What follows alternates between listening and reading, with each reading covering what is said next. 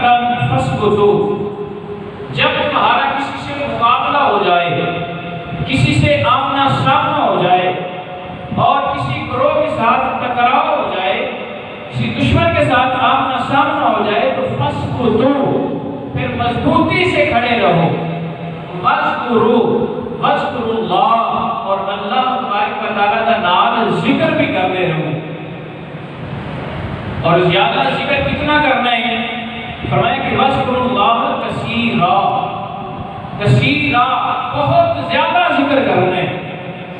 کیونکہ ابھی سے ذہن رکھیں شاہ صاحب، بہت زیادہ ذکر کی تلقین فرمائی گی کہ بہت زیادہ ذکر کرنا ہے جب کسی دشمن کے نال آمنا سامنا ہو جائے، مقابلہ ہو جائے، مولا ملے گا کہ فرمایا کہ لَعَلَّكُمْ تُفْلِحُونَ، مضبوطی کے نال کھڑے رہو گے، میرا ذکر بھی کرتے رہو گے، بہت زیادہ ذکر کرتے رہو گے تو میں تمہیں کامیابیاں عطا فرما دوں گا، بہت زیادہ کامیابیاں عطا فرما دوں گا۔ آؤ اس آیت کا درج و تشریح کربلا میں بیٹھے ہوئے حضرت امام حسین علیہ السلام آپ کی بارگاہ کے اندر چلیے۔ کیوں کہ امام علیہ السلام نے فرمایا کہ قرآن اہل بیت کے نال ہے، اور اہل بیت قرآن کے نال ہے۔ قرآن کی سمجھ نہ آوے اہل بیت کے دروازے پہ آ جاؤ، اہل بیت کی سمجھ نہ آوے تو قرآن میں بڑو کچھ نہ ہو۔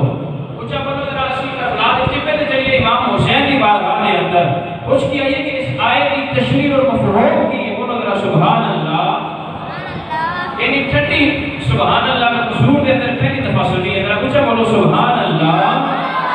قرآن میں اللہ تبارک و تعالیٰ نے فرمایا یا ایھا الذین آمنوا اذا لقیتم فئۃ فاثبتوا واذکروا اللہ۔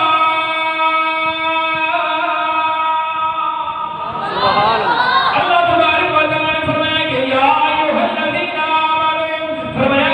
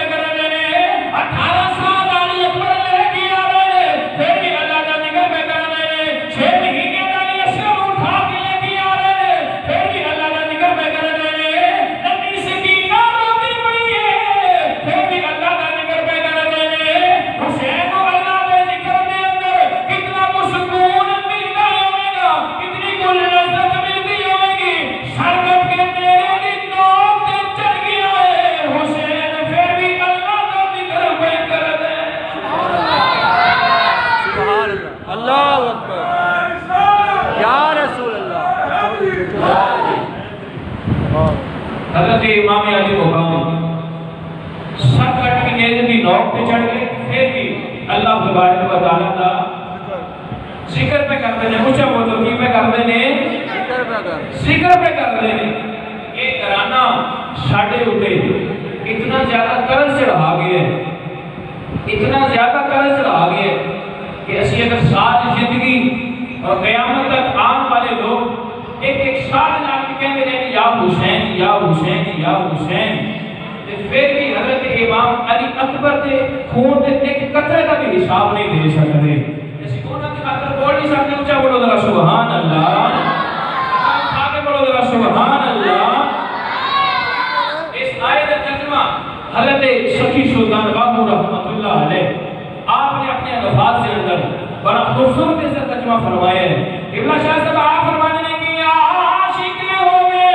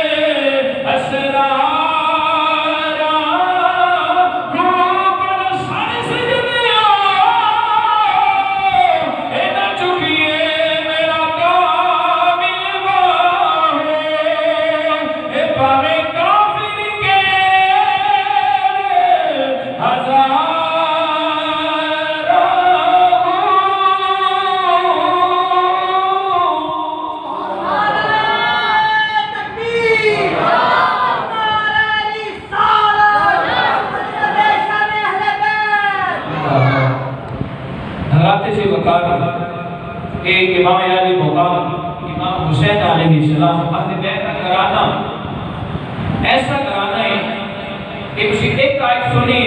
آج میں کوشش کرنا کہ قرآن کے وچوں اہل بیت کی شان بیان کی جاوے. جی قرآن کے اندروں اہل بیت کی شان بیان کی جاوے کہ اسی ایک حصہ سنیا. آؤ دوسرے حصے دے اندر اللہ تبارک و تعالی نے فرمایا کہ انما یرید اللہ لیذھب عنکم الرجس اہل البیت ویطہرکم تطہیرا. کہ اللہ تبارک و تعالی نے ارادہ فرمایا کہ اہل بیت کے گھرانے کو پاک اور صاف کر دیتا جاوے. اہل بیت کے گھرانے کو پاک اور صاف کر دیتا جاوے. ایسا پاک اور صاف ایسا پاک اور صاف کر دیتا جاوے کہ ویطہرکم تطہیرا کا مصداق بنا دیتا جاوے.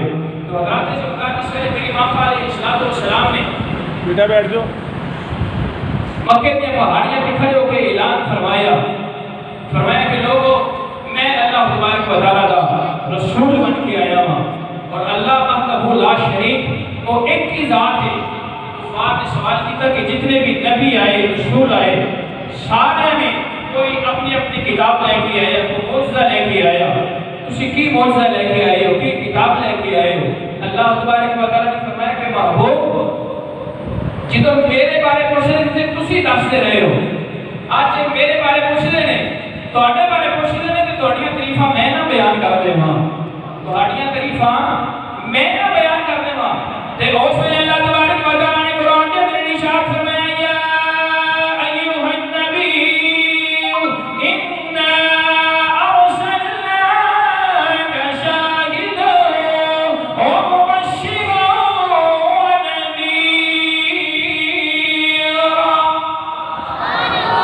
اللہ تبارک و تعالیٰ نے فرمایا کہ اے حبیب مکرم تم اسی شاہد بنا کے بھیجے ہیں, تم مبشر نذیر بنا کے بھیجے ہیں, وداعیا الی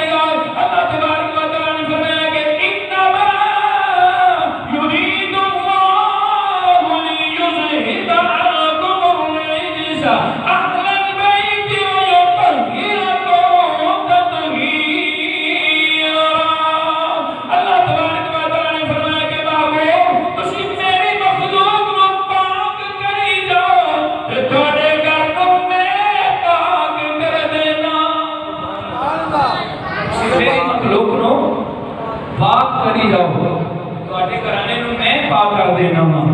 آج کی گھر کے اندر اگر میرا بیٹا پیدا ہوئے تمہارا بیٹا پیدا ہوئے تو حضرت جی وقار ماں 40 دن خانہ کعبہ دے غلاف کو ہاتھ نہیں لگا سکتی، طواف نہیں کر سکتی.